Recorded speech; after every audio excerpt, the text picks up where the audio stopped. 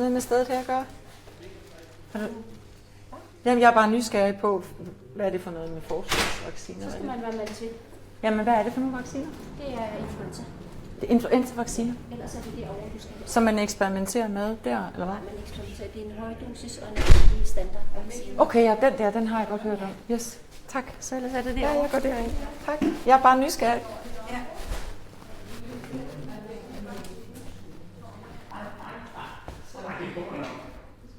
Hej. Jeg har nogle spørgsmål. Jeg er lidt nysgerrig i forhold til, hvordan I sørger for informeret samtykke. Og hvordan vi sørger for at få informeret samtykke? Ja. Hvad mener du med det?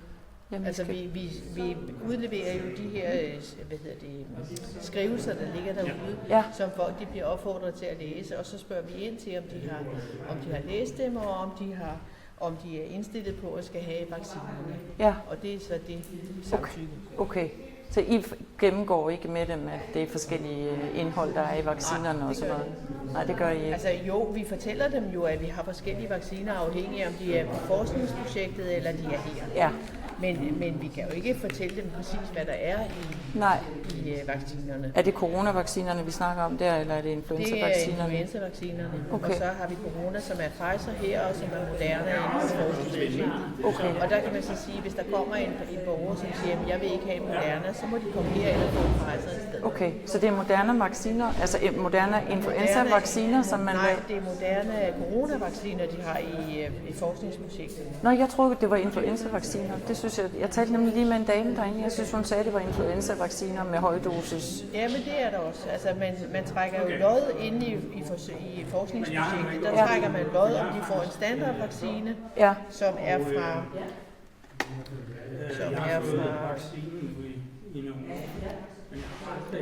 Så ser man sådan set ikke så meget for.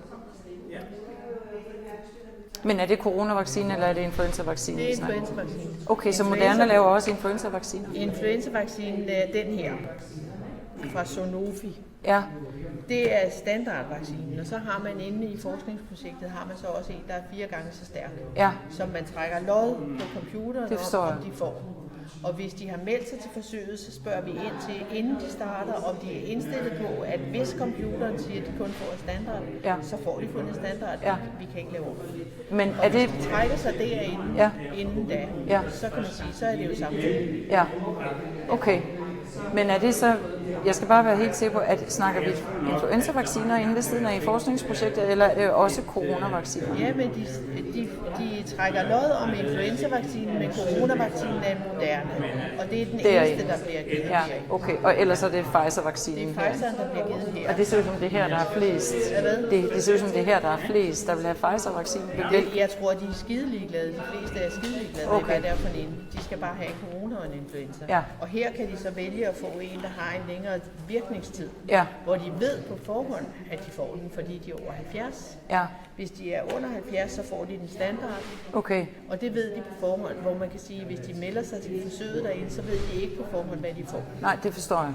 Ja. Så der er en anden type vaccine, coronavaccine af Pfizer, som er en længere, den holder længere, eller hvad? Coronavaccinen er en Pfizer herinde, og en Moderna derinde, og de holder stort set i samme tid. Vi ved jo ikke præcis, hvor længe de virker. Nej.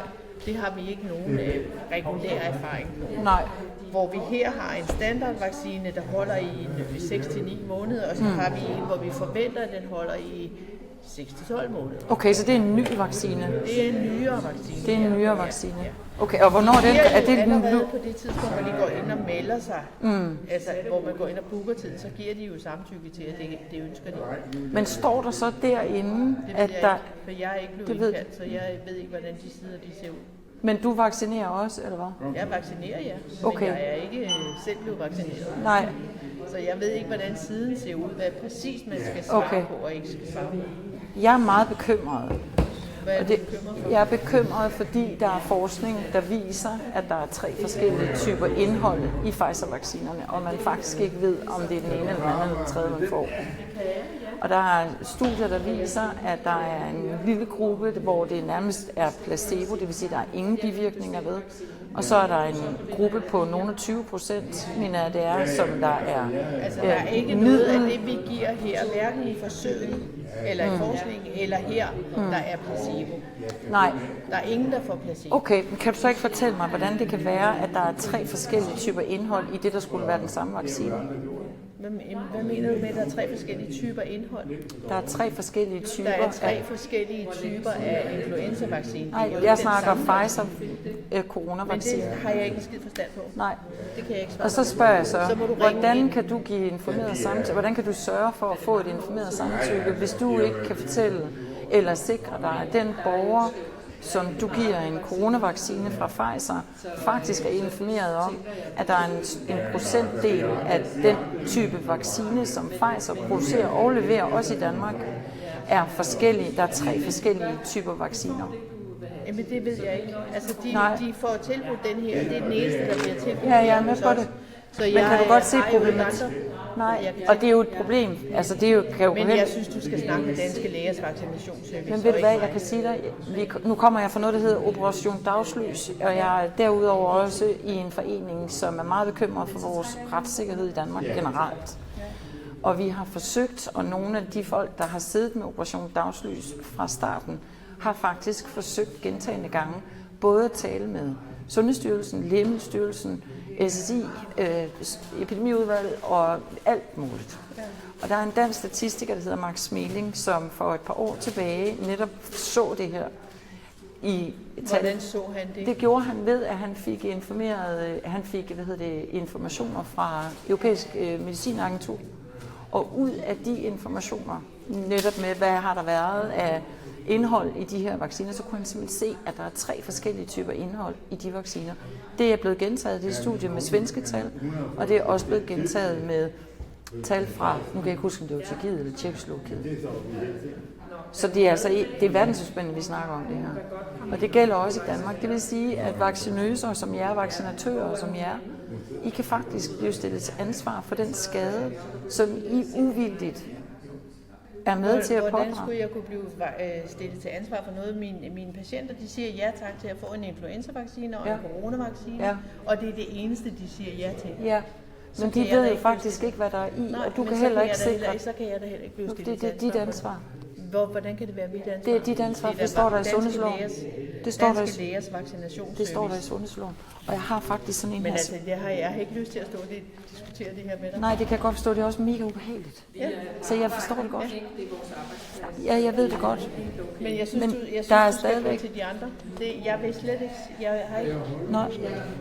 Altså, jeg kan kun fortælle dig, hvad der er masser af studier, udenlandske studier og også danske studier, der viser. Og det beror på danske tal fra Lægemiddelstyrelsen, vi har fået via aktindsigt, via Dansk Statistik og via SST. Men altså, jeg har det sådan, at jeg er fucking ligeglad. Er du det? Ja, det er jeg, fordi jeg gør det, jeg bliver bedt om fra Danske Lægers Vaccinationsservice, og hvis jeg bliver knaldet for noget som helst, så er det bare ærgerligt. Okay. Så du må gå videre til nogle andre, der ved noget mere om, hvad det er, der er i vaccinerne. Må jeg ikke give dig den der? Bare læs den. Bare læs den. Men altså, du skal ikke regne med, at jeg reagerer på det. Nej, jeg beder dig heller ikke om at reagere. Bare læs den, fordi det er simpelthen så vigtigt, det her.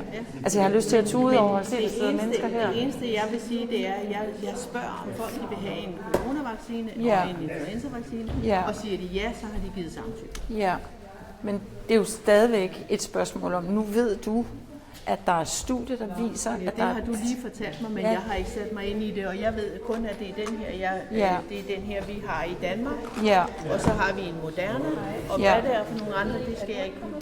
Men det giver jeg dig så information på her. Men du skal ikke regne med, at jeg reagerer på det. Men så er du jo ligeglad. Jamen, jeg er ligeglad, fordi jeg regner med, at danske læger, de har gjort, hvad de skal. De køber de der vacciner. Så det er blind tillid. Ja.